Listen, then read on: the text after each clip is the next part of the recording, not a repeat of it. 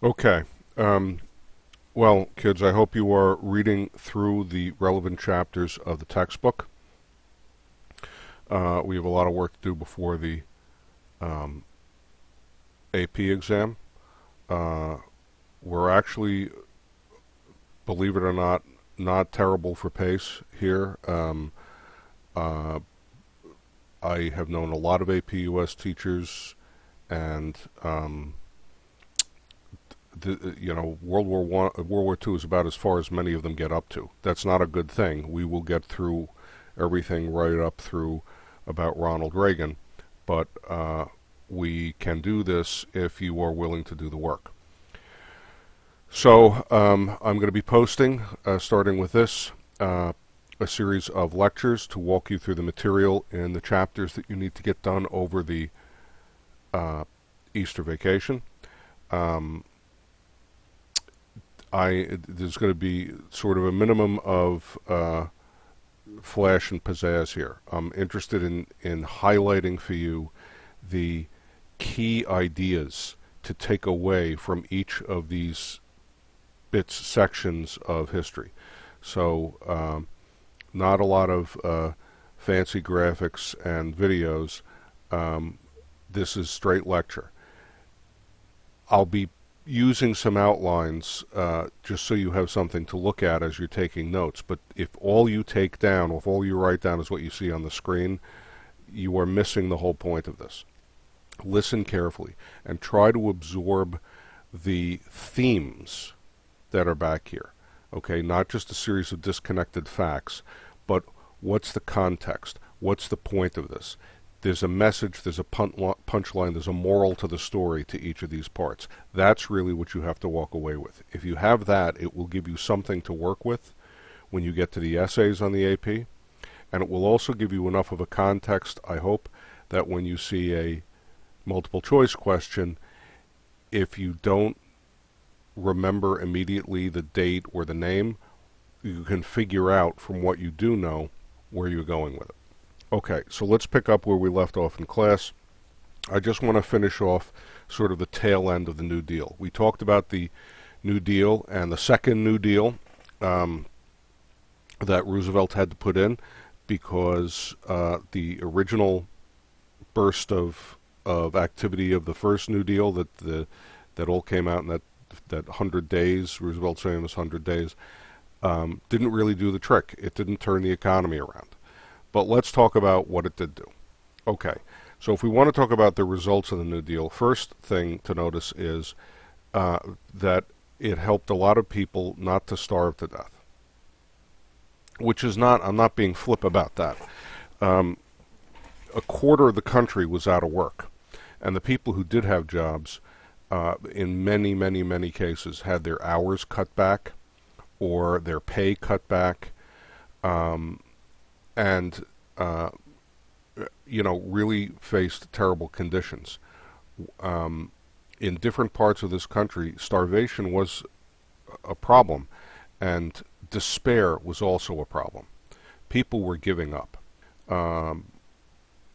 That's a toxic thing for a human being and for an economy. When they begin to feel hopeless, like there is no way out,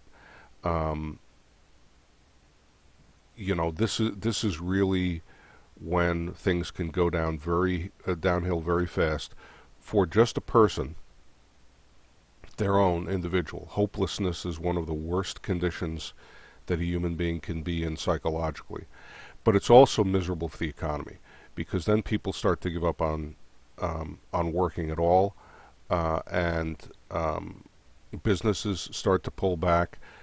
People start to go at each other's throats for what little is left out there, and that really leads to dire consequences. It can lead to increases in the crime rate, businesses failing. There are a lot of bad things. So Roosevelt's New Deal, first of all, it gave a lot of people jobs. We talked about the CCC, just for instance, the PWA, and then the WPA.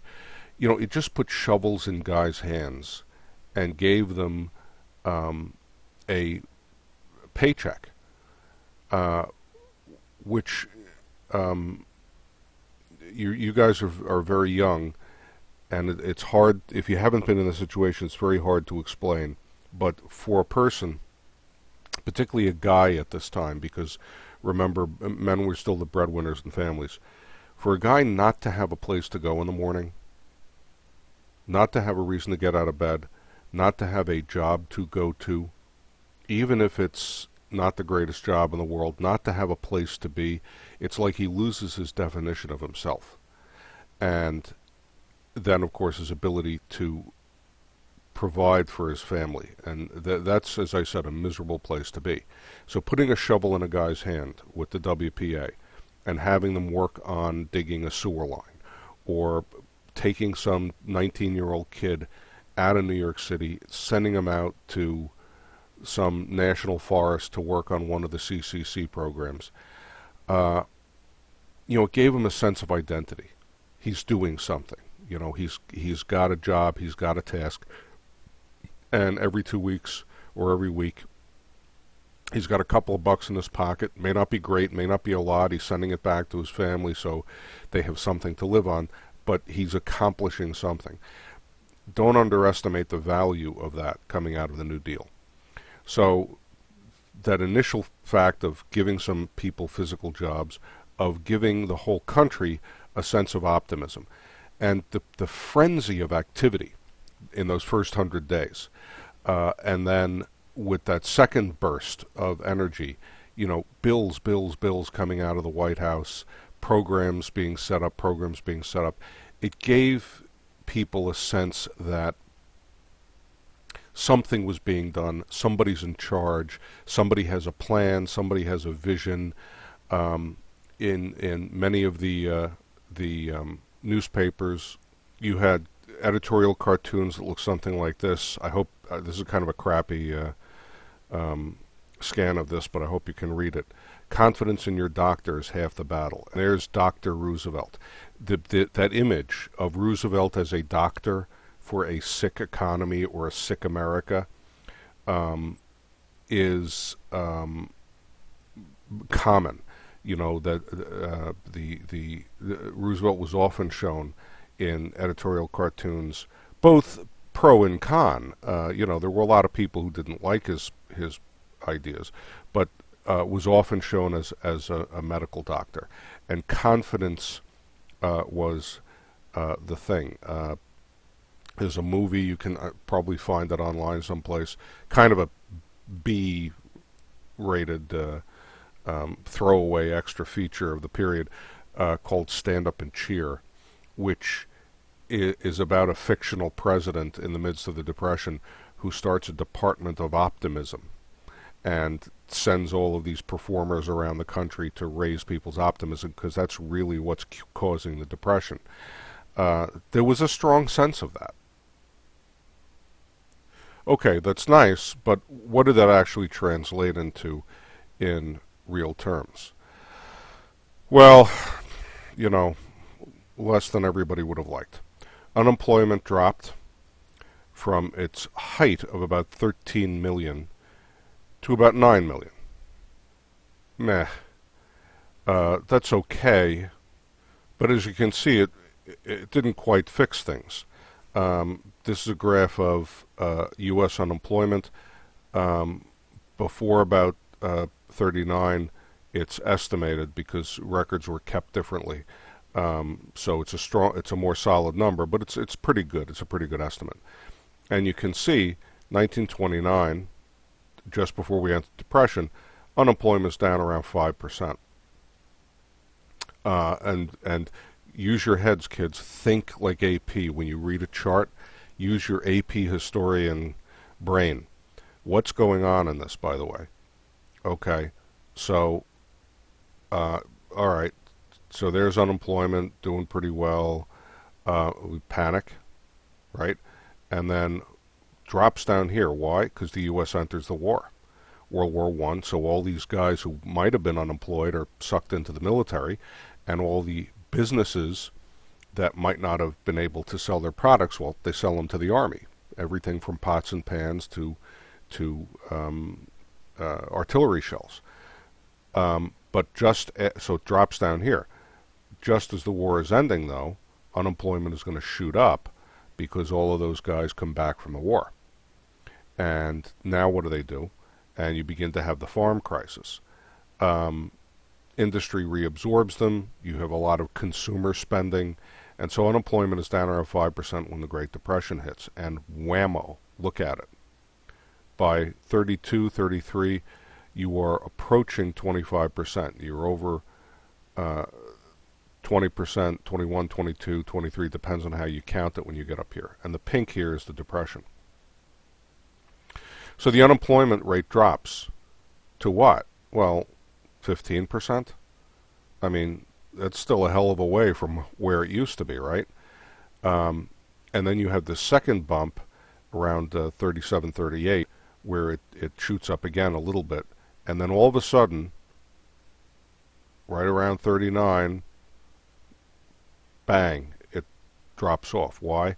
This is the run-up to the Second World War, which we'll talk about, and then the Second World War itself, of course, when you have almost negative unemployment. That is to say, you almost have too few, you really do have too few people for the jobs you have. Instead of having too many people for the number of jobs, you have too few, which is why women go to work and guys come out of retirement and so on to help the war effort. Anyway, point is, 32, 33, you're getting, this is Roosevelt, right? The Roosevelt New Deal, does it help? Yeah, eventually it does. Does it really fix things? Well, takes the edge off the very top, but it doesn't really solve your problem. Part of the reason is because of this. GDP. Okay, GDP is gross domestic product. Gross, G-R-O-S-S, domestic product. The gross domestic product of a country is the total sum of all of the goods and services that are generated in that country. So the GDP, to put it simply, is a measure of the size of the economy. Every time somebody in the United States manufactures something, sells a service, that's part of the GDP. When the GDP goes up, the economy is said to be doing well. People are buying and selling a lot of stuff. There's a lot of money moving around. When the GDP goes down, this is when you get into depressions and things. Sales go down, manufacturing goes down, less money around, less people making money, people are thrown out of work, and so on. So the GDP, the gross domestic product, is a measure of the size of an economy. This stuff gets a bit complicated, okay? The mathematics of economics gets a bit difficult, and you have to put it into constant dollars because dollars change their value over time. So, you know, what was worth a dime in 1930 is not worth a dime in 2014. So it's look less at the specific numbers and more at the trend. That's more what you want to absorb from this. Not that, you know, in 1929 the gross domestic product hit $1 trillion. In 2005 adjusted. Don't worry about that. Worry about the fact that the economy was growing, bump here, you had that panic, you had that little bump here from just after war, often after a war, when sort of the whole war economy winds down, you often have a little bit of a bump in your economy, but going up, 1929, and then whammo, woof. Really falls off, and the depths of the depression is down around 1930, 35, 36. It comes up here, but it comes up just to the level it was in 29. Now, if you look at the overall trend of this chart, right, so this should have continued upward, so this should have been, I don't know, up around here someplace, something along those lines, if growth had continued normally.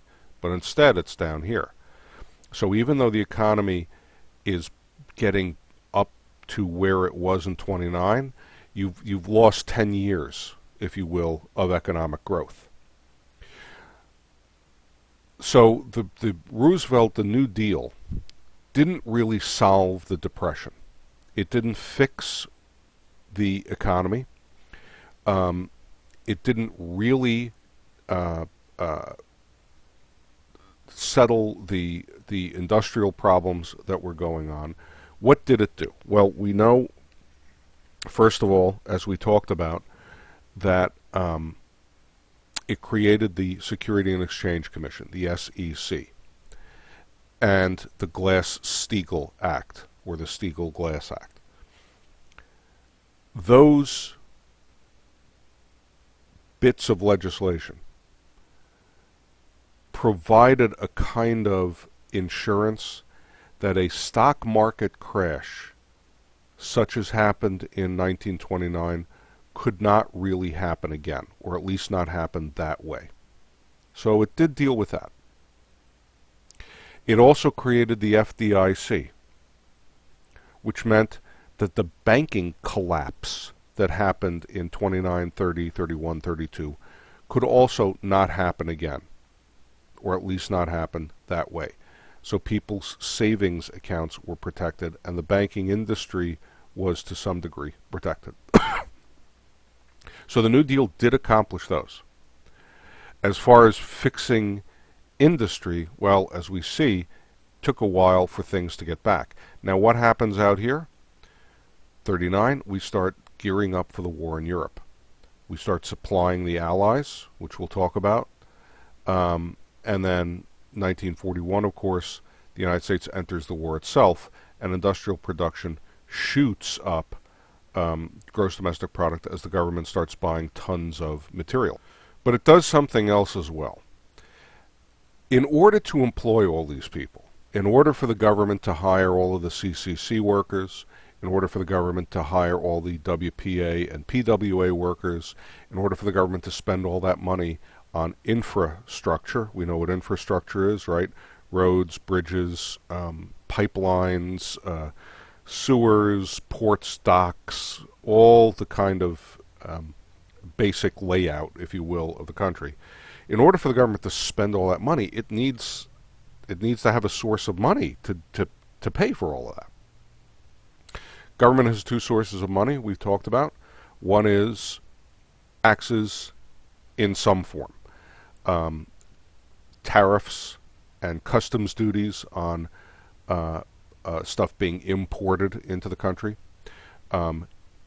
Excise taxes, things like taxes on liquor and whiskey originally, right?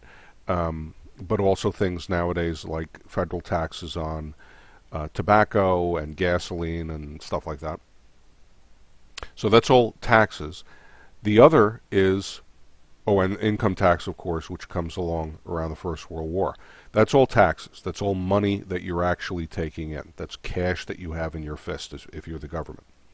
The other way to acquire money, sort of, is by borrowing it. If the government takes in $1, but it spends $1.50, the federal government's allowed to do that. They just have to borrow that other 50 cents someplace.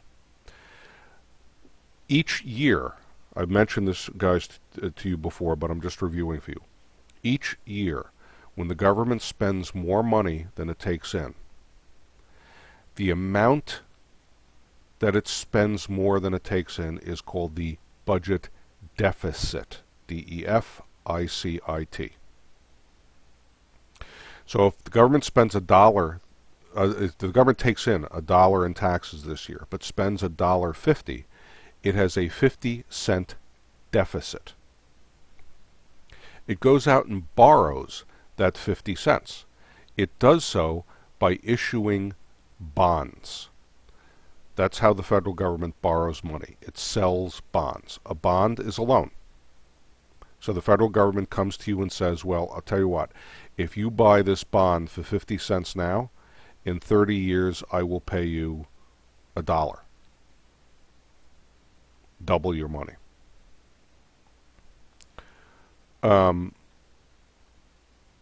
The total amount of money that the government owes anybody, that is, if you add up all of the deficits over the past how many years that the government still has not paid back, the amount of money it owes out on bonds, that's called the national debt. So you borrow money now, you pay it back later. The amount that you borrow this year is the budget deficit for this year. You go then and borrow that money, and that becomes part of the national debt. And the national debt is the sum of all of the money that the federal government owes. Okay, so this is a chart of the national debt. There are a lot of ways to chart the national debt,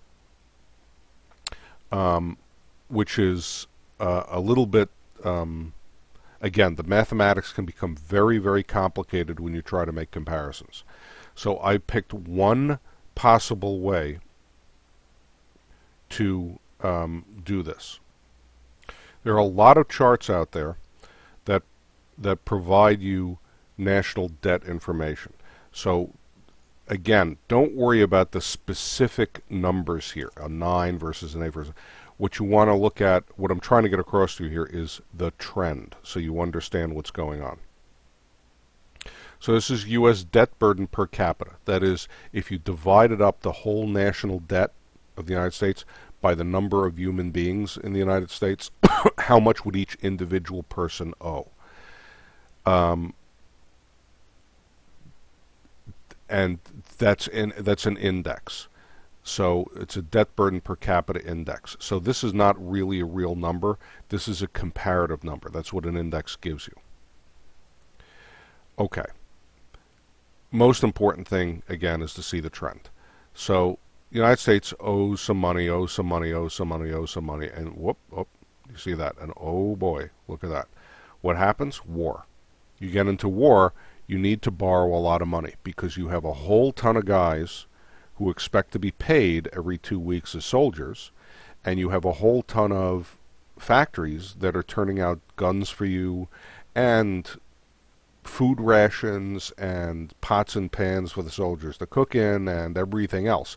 They all expect to be paid now.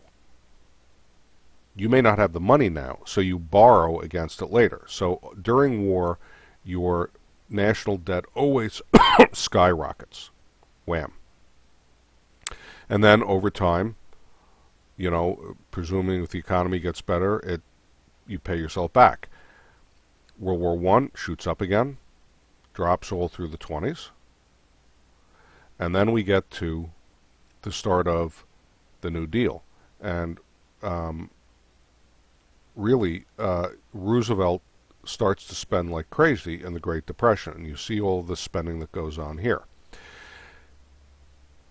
World War II, the United States is going to spend unimaginably, hugely, vastly to fight that war. But down here, you see this big leap above what is, you know, sort of the normal, if you will, down here. So you're spending as much as if you were fighting a war, if you will. That got some people nervous. And so Roosevelt faced a lot of opposition to the New Deal. Now, let's be clear. He was a very popular president. And if you look at the election returns, you see how popular he really was as president. But there were people who didn't like him. And all through his time period as president, the United States was not in lockstep. There were a lot of Roosevelt haters out there. From the right wing, and when I say right wing, I don't mean these are, you know, nutty, crazy right wing lunatics. I mean from the more conservative end of American politics, a lot of the Republicans, and a lot of the big business guys, They opposed Roosevelt because there was a question about the constitutionality of a lot of what he was doing. I mean, exactly, um, what power did he have, for instance, to impose the NRA, the National Recovery Act, which set local wages and prices. This is not something the Constitution seems, at first glance, to give the president or even the federal government in general the right to do. And it seemed like a radical attack on the American system. That Roosevelt was almost socializing the country in the sense that it was an attack on capitalism. The theory of American economy, all the way back even to Jefferson and Hamilton, had been that the free market will fix itself. You let people buy and sell, you keep out of their way, federal government gets involved to the absolute rock bottom minimum that it has to, and the economy will follow its own rules. Supply and demand. The more supply you have of something, the lower the price will go. The higher the demand, the higher the price will go, and the economy will, if you will, sort itself out. When the federal government interferes with that, starts fiddling around with that, so these people claimed, you're interfering with a sort of natural process. And in the long run, so they claim, this is going to hurt everybody. You're keeping wages artificially high, and so businesses won't be able to sustain it. And you are suppressing competition, this sort of thing. So they saw this as unconstitutional, as an attack on capitalism. And they also pointed out the huge debt that the federal government was running up here. That debt has to be paid off eventually. One of the problems with debt is what's called debt service. So let's say the government spends $1. Let's say the government takes in $1. It spends $1.50. Now it owes 50 cents. Next year's budget, you're still spending $1. But now you have to spend $1.10 because you're going to spend 10 cents toward paying down that 50 cents that you owe. You can't do anything about that. You owe that money, you have a contract with those people, and so you have to put aside those 10 cents, which gives you a choice. You either have to cut your other spending to 90 cents instead of $1. So what does that mean? Firing a cop or a fireman or something? Or you have to increase your debt. So now you are spending $1 and $1.10, and you're borrowing 50 cents again, but you're borrowing the 10 cents. So now you're borrowing 60 cents. And what happens the following year? Now you're borrowing 70, 80 cents. So their concern was, by having so much debt, you're kind of putting yourself into a spiral where the payments on that debt are going to go out of control. And it's going to eat up more and more of the budget, and you're either going to have to cut back on what you're spending on those basic government services. So instead of spending $1 on them, you're spending 90 and 80 and 70 and 60 cents on them. Or you're going to have to borrow more and more and more and more. And where does it end? They were critics of Keynesian economics. John Maynard Keynes was a British economist who believed that government spending was a good thing. So the right was criticizing Keynesian economics.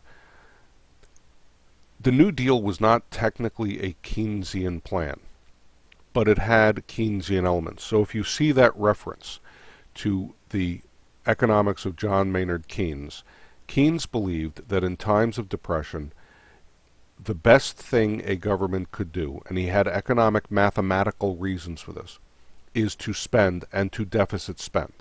That when the economy picked up, the taxes that you eventually generate would wind up paying for it. And if we remember that chart here. Keynes's argument is, look, the Civil War, you spent gazillions of dollars here in debt, but look what happened.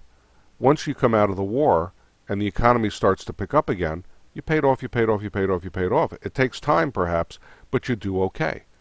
Same thing with the First World War. You wind up paying it off. Second World War, you wind up paying it off. So Keynes's argument is, think about things like depressions, like wars. Do deficit spending now. Run up the national debt. That's okay. Don't worry about it, because when the economy recovers, you'll pick up again. The conservatives of Roosevelt's time, though, and conservatives still today, question that and argue that you wind up painting yourself into a kind of corner because you do have all this money to pay back and it takes a big chunk of your budget. I'm not taking sides on who's right or wrong, but you should know the idea of Keynesian economics and what some of the attack from the right on Roosevelt was. Roosevelt had problems on the left, too. And I say left with a question mark, because some of these folks, it's a little hard to classify them really as just liberals. But let's mention a few of them. The first was Father Charles Coughlin. Looks like Coughlin, but it's pronounced Coughlin. Coughlin is a real embarrassment. Charles Coughlin was a priest in Detroit, Michigan, who, I'll tell you just the brief story of him. He was a priest in Detroit, Michigan, who was given charge of a parish on the outskirts of Detroit, and believe it or not, put up with really incredible anti-Catholicism. It was a church called the Shrine of the Little Flower. It was in honor of Saint Therese of Lisieux, who was a young girl, actually about your age, who was a great saint, great woman of prayer, and had been recently canonized a saint. So they had built this. They had this parish church out in the suburbs of Detroit, and Coughlin is sent out there as the pastor, and the Ku Klux Klan starts burning crosses on his lawn. No kidding. That's how bad it could be for Catholics. So Coughlin kind of goes right back in their face, and he decides to build this magnificent church on the spot, which he eventually does, and he starts to pay for it by doing radio broadcasts, which broadcast radio in the late 20s and early 30s was, again, a bit of a new thing. It was your only mass medium, and it was kind of new, and you didn't have a lot of Catholic voices on there. So Coughlin became a Catholic voice, and at first his radio programs were, pretty good, kind of standard stuff, sermons and encouragement to prayer, inviting people to come check out Catholicism, explaining church doctrine and preaching about the gospel and so on like that. But as the years wore on, particularly once the Great Depression hit, Coughlin began to talk more and more about the social aspects of the gospel, and actually published his own newspaper called Social Justice. And he picked up a lot of economics from the populist movement. Illinois is a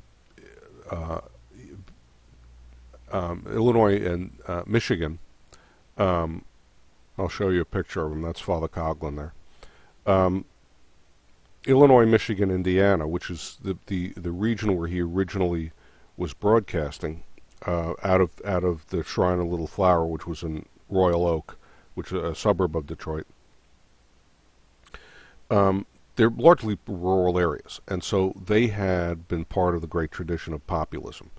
the farmers' concerns, fear about the bankers, a sense that everything that was wrong with farm economy was the result of the Eastern bankers that were manipulating credit and all this kind of thing.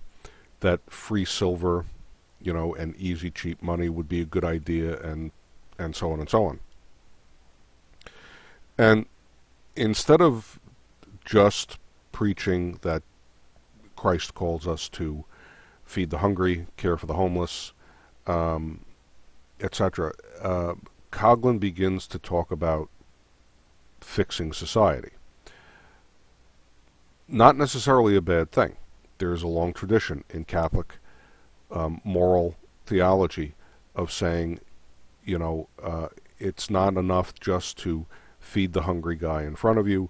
You need to take care of the justice of society. And if we have a system, an economy, a justice system, a government, which really screws people, we have an obligation to fix that. So this is where kind of Coughlin comes from. So he starts to preach about economics. And at first, he's a big fan of Roosevelt and really a supporter of his, a supporter of the whole idea of the New Deal, taking care of the working guy, taking care of the common folk, fixing the banking system, etc., etc.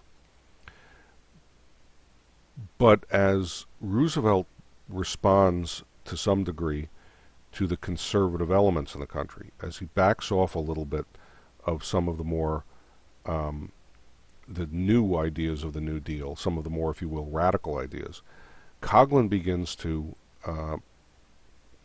get reluctant to support Roosevelt. At the same time, Coughlin starts to really kind of go off the rails.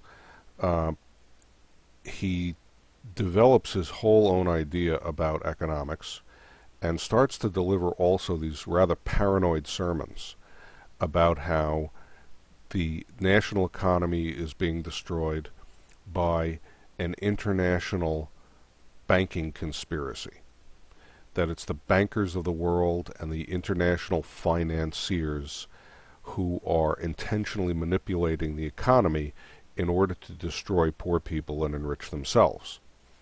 And there starts to bleed through his constant discussions of the international financiers a strong anti-Semitic element. And basically, Coughlin reaches the point where he starts to claim that the world economy is being controlled by a small committee of Jewish bankers who are trying to destroy everybody.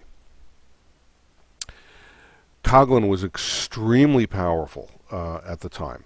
He was one of the most popular guys on radio. Not everybody in America was anti-Semitic, but a lot of people in America felt like the economy was out of control. How had this happened, after all? I mean, here I am working at a pretty good job in a pretty good factory, and everybody's telling me, the sky's the limit and how high is up, and everything is just going to go like this forever. And all of a sudden, 1930, I'm suddenly told that this business I've been working for is bankrupt.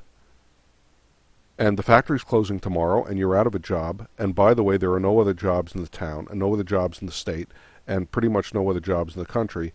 And that's it. How could this have happened to us? And so people start to look for somebody to blame. A lot of people, particularly in the Midwest, blamed those folks in the East, meaning New York. Because New York was this city of sin, Sodom and Gomorrah on the Hudson River, filled with all of those flappers of the 20s and the wild college boys breaking the prohibition laws. And after all, where had the stock market collapse happened? At the New York Stock Exchange, which is, of course, in New York. Wall Street, particularly in those days. If you went up to the corner of Wall Street and Broad Street in Manhattan, you not only were looking at the New York Stock Exchange, but within literally the reach of a well-thrown baseball, you could hit the windows of all of the major hugest banking houses in the country. So there they are. They're all there, and it's all them guys in New York that are screwing me, poor Joe Farmer, out in Indiana, or me, Joe factory worker, out here in Detroit. So when Coughlin comes along and tells them this, they're willing to listen to it. And as he starts to bleed into anti-Semitism, he goes from being just a kind of kook to being a dangerous kook. It's embarrassing to say that this was a Catholic priest.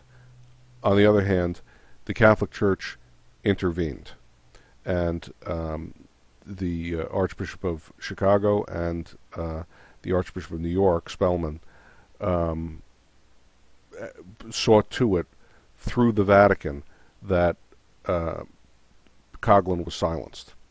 Coughlin was eventually ordered off the air, forbidden to broadcast, and really did, from the mid-30s to the end of his life. He died not that long ago. He died in the 1980s, I think. Lived a life of, just a quiet parish priest who never really talked about any of this again after he was silenced. But he was one of the key critics of Roosevelt, and more represented that kind of radical fringe that wanted Roosevelt to go even farther. So when we're talking about critics, we talked about critics from the right, critics from the left. Coughlin, I'm a little reluctant to call him from the left, because there's almost even though he's a populist, there's almost a fascist element to him. Even if you exclude his anti-Semitism, he kind of was almost a fascist socialist. But the basic idea, the critics from the left said Roosevelt wasn't going far enough. Another, I wouldn't quite call this next guy exactly a critic of Roosevelt, so don't consider him quite a critic of Roosevelt, but a representative of how far left some people in the country were, Dr. Francis Townsend. Dr. Francis Townsend was a California physician who invented the idea of Social Security. Sort of. The idea of Social Security actually went back to the Roman Catholic bishops. Right after World War I, they issued a document called the Bishop's Plan for Social Reconstruction, which laid out the idea of Social Security, and everybody ignored it. Francis Townsend got a little bit more press. His idea was to give everybody in the country who was 60 years of age and older a payment of $200 a month, which at the time was a pretty substantial amount of money. $2,000 a month was not bad. You could live on that. And as long as they gave a promise that they would actually spend it. So instead of squirreling it away or putting it in a bank account, if you got the $200, you had to spend that $200 every month. The idea of this would be it would give old people, and 60, by the way, in our time, 60 is nothing. People routinely work very happily until they're 75 and so on. But at the time, 60 would have been getting up there. So it would have taken care of them. And at the same time, it would have stimulated the economy. Because what are they going to do? They're going to go out and buy groceries and products and supplies and whatever, and that's going to get the economy going. That's a somewhat more radical idea than Social Security. But it gives you a sense that Roosevelt, as radical as he was in the American story, there were people far more radical out there at the same time. Another guy to know about is Huey Long. Huey Long is a character, and there have been a couple of good documentaries done on him. It is worth seeing one of them if you get a chance. There was a great book written called All the King's Men about him. It's novelized, and it was made into a pretty good movie as well. Huey Long was this larger-than-life character. He came out of small town in rural Louisiana and came in as a reformer. Louisiana was spectacularly corrupt as a state. There was a political machine that ran everything. A lot of the people working in the government were robbing everybody blind. It was really ridiculously corrupt. And Long came along as the little guy, the small town guy, the reformer, and got himself elected up until he began to put together his own political machine. Eventually, he became effectively dictator of Louisiana. He was governor of the state at the same time that he was senator from Louisiana. He used to routinely walk onto the floor of the Louisiana state legislature and order the legislature to do things and threaten them. He led the Louisiana State University, LSU, which was the big state is the big state university down there. He used to personally lead the band there. He wrote a famous song, which you can look up online. I'm sure that there are recordings of it, recordings of him singing it, I'm sure, called Every Man a King. That was his campaign song. Every man a king, you can be a millionaire. His basic premise was this share our wealth campaign that he had. And his slogan was Every Man a King. He wanted to take money from the wealthy, to confiscate money from the wealthiest elements in society, and give every needy person a $5,000 check. That was his program. Now, again, you have to understand where he's coming from. Huey Long came out of small-town backwoods Louisiana, where people were living, whole families, routinely, whole towns, living in driftwood shacks. I mean, the level of poverty is really unimaginable. The rural poverty, the people down there were all sharecroppers, so they didn't own the land that they were farming if they were farmers. They were renting it, and they could never get ahead. You always owed so much to the guy that owned the land that you could never get ahead of what you owed with your crop and so buy your way out of it or something. You were constantly in debt. The Depression hit Louisiana very hard.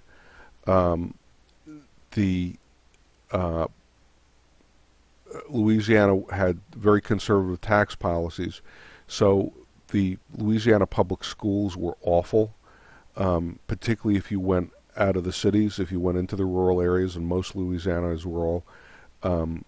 Your school teachers were paid almost nothing. It was impossible to recruit anybody who had any kind of qualifications, and schools were, again, literally a few boards nailed together. So Long saw this and saw this as crushing injustice. I mean, to him it was as offensive, if you will, as the starving peasants in the streets of Paris during the French Revolution watching the nobility go off to Versailles. And I'm not joking about that. That's really how visceral and how wide the gap was, how visceral his hatred was of that.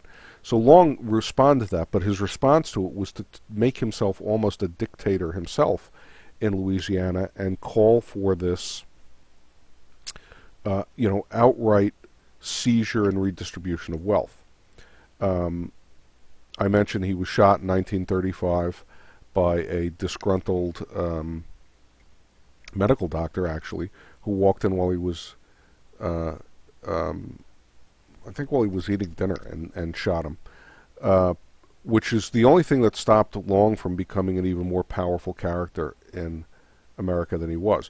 But again, you had some real radical leftist types in America, and Roosevelt was almost a moderate compared to those. Okay, I just want to mention a couple of other things real quick. The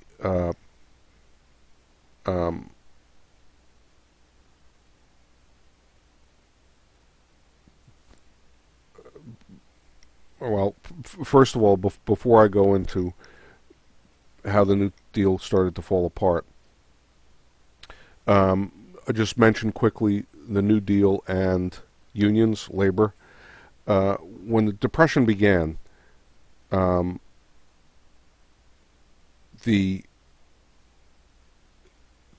number of American workers that belonged to unions were about 3 million. By the time the Depression ended, it was 9 million. So that's triple. And about a quarter, a little more, maybe 28, 29% of non-farm labor, that is industrial labor. Farmers have never really been unionized in the United States, but about 28% of non-farm labor by the end of the Depression was unionized. That was largely due to the Wagner Act, which we mentioned before, one of the legacies, which gave workers the right to join a union, protected them if they chose to do that, and protected and encouraged collective bargaining, that is, employers to bargain with unions. You should notice that there were two big groups of unions in the United States. The AFL, the AFL, which is the American Federation of Labor, and the CIO, which is the Congress of Industrial Organizations. The AFL is the, if you will, more conservative of the two. The CIO was founded by, among others, John Lewis, Lewis, who was the head of the United Mine Workers. The CIO wanted to form industry-wide unions.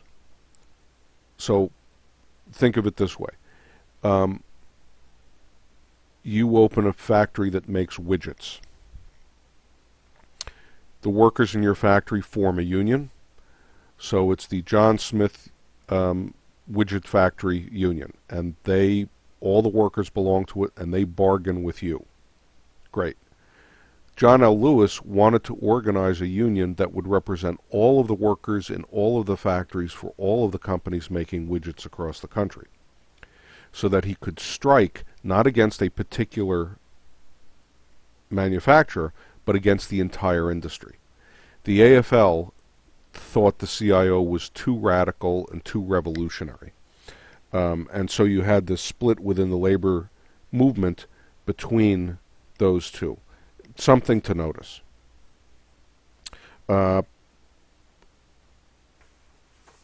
Also, I would point out to you, just briefly, African Americans, blacks, and the New Deal. On the one hand, there was not much, and on the other hand, there was everything.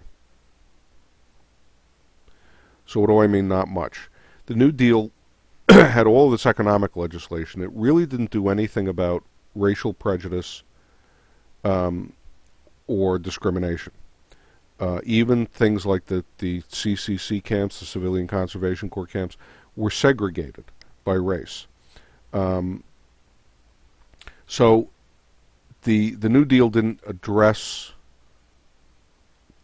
the problems black Americans had as blacks. However, blacks suffered as much or more from the Depression as anybody else. And because the New Deal went so far trying to relieve the suffering, the economic suffering of people in Depression, and help them at least survive it, blacks became big supporters of Roosevelt, which was a huge shift. Don't forget, from the Civil War, 1861 or 1860, the the election before the Civil War up to the 1930s, the Republican Party had been the party of the abolitionists. The Democratic Party, particularly the Democratic Party in the South, was the party of segregation. It was the party of the Old South. It was the party of pre-Civil War South. The Republicans were the friends of African Americans. They were in favor of abolition. They were in favor of those progressive ideas. In 1936, the 1936 election, 95% of African American voters voted for Roosevelt, a Democrat. That's a huge shift. That's a vast turnaround. And it was all because they saw him as being the guy who was doing, something to fix the Depression.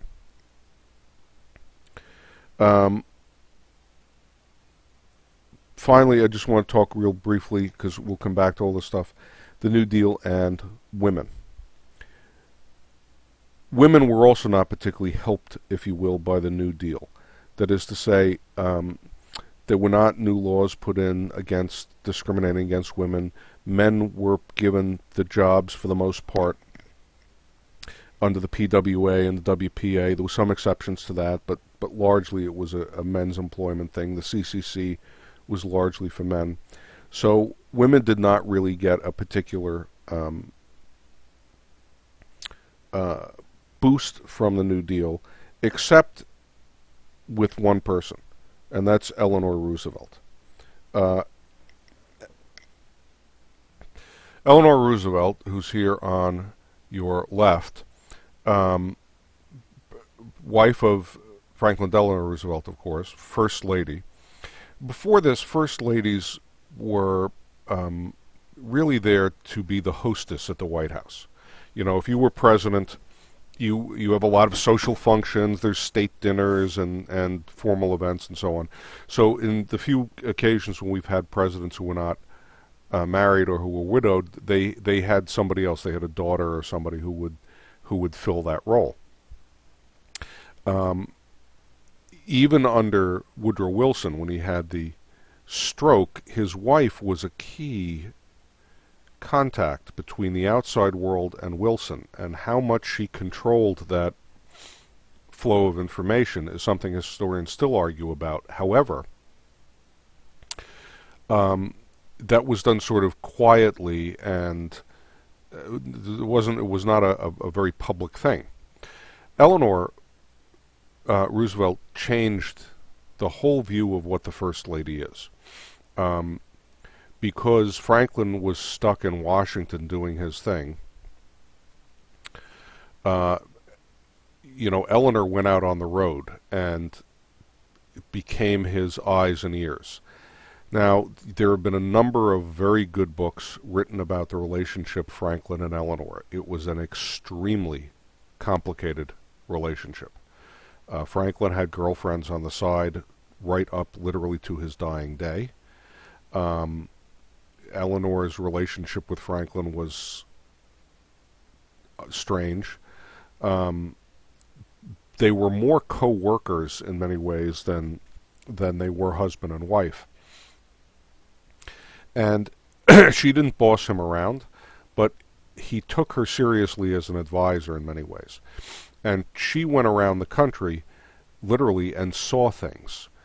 She wrote a newspaper column called My Day, where she just wrote about the people she met and the things she saw, all boosting, of course, her husband's programs.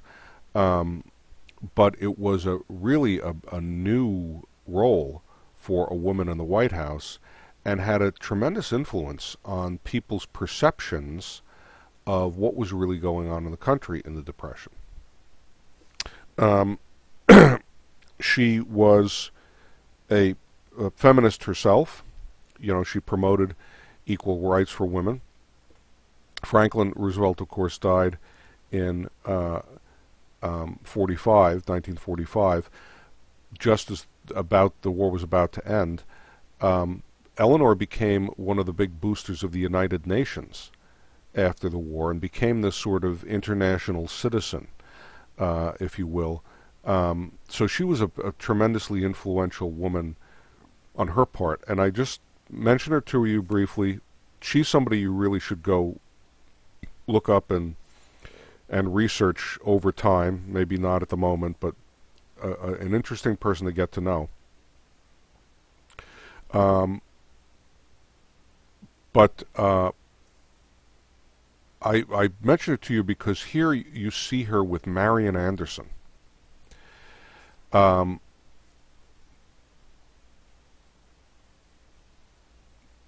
This is a great moment in American history. Marian Anderson was a black African-American singer, a classical singer. She was a great opera singer and classical vocalist. Very highly regarded, among the best in the country at the time. And she was going to perform at Constitution Hall in Washington, D.C. Constitution Hall was a venue in Washington that was owned by the Daughters of the American Revolution. Daughters of the American Revolution was a very exclusive group. In order to be a member of it, you had to prove that you were a direct descendant of a serving soldier, particularly a serving officer, in the Continental Army or in the militia during the Revolution. So it was made up really of people who had been in this country, whose families had been in this country for, nearly 200 years. The DAR was a rather elite organization and a very conservative group. So Marian Anderson wanted to have a concert and wanted to use Constitution Hall and wanted to play to, here it comes, an integrated audience, blacks and whites sitting together. Washington, D.C., we forget, is in the South. We forget just how far south Washington is, and it was a southern city. You couldn't have an integrated audience. And the DAR turned her down and would not allow her to perform, particularly to perform to an integrated audience. They tried to rent a public school in the District of Columbia. The public schools in D.C. in the 1930s, this is 1939, this all really takes place, the public schools were segregated. Blacks and whites could not even sit together in an auditorium to listen to a concert. That's what America was like.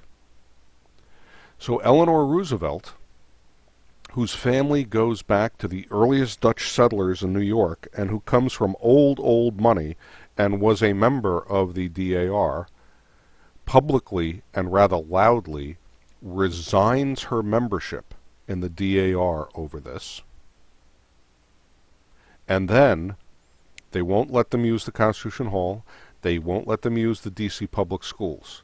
So Eleanor uses her influence as First Lady to have Marian Anderson perform My Country 'Tis of Thee, famously, in one of the largest outdoor concerts in D.C. on the steps of the Lincoln Memorial itself. And not only this black woman performing publicly in defiance of all these people, but doing it in a venue. They're starting to think, by the way, in these days, politicians, they're starting to think in terms of mass media. There she is with Abraham Lincoln sitting right behind her, looking down on her and smiling. How could anybody argue with this?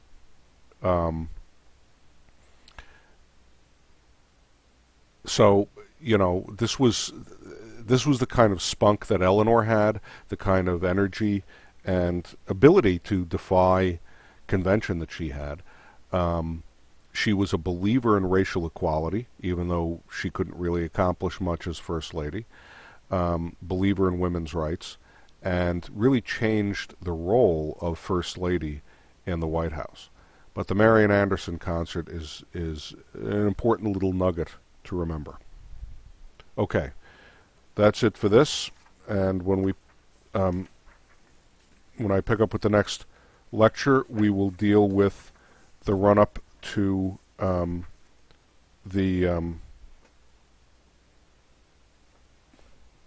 Second World War and the U.S.'s place in it. What you need to know for the AP about the Second World War is